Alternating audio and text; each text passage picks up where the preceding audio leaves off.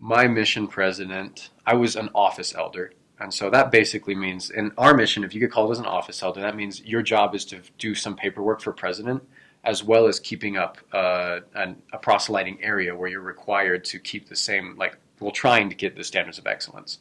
So there's not a whole lot of slack for the office elders. You just keep working and you get extra little assignments on the side.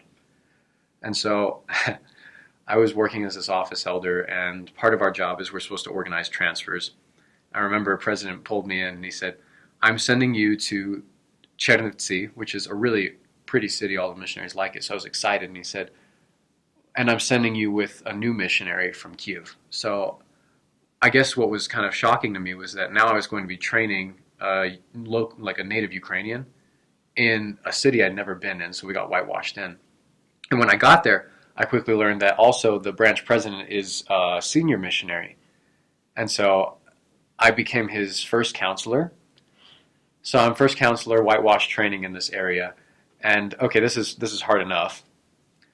And my trainee doesn't want to talk with anyone. He's really scared. He's 12 years in musical conservatory school, so he's not the most social kid in the world.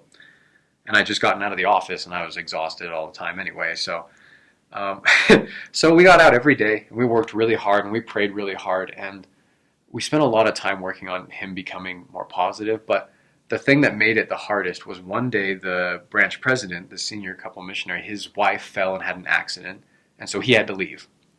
And so I became branch president in this city with a trainee, and I was still learning the area, and we didn't have any investigators, and it was also overwhelming all at once.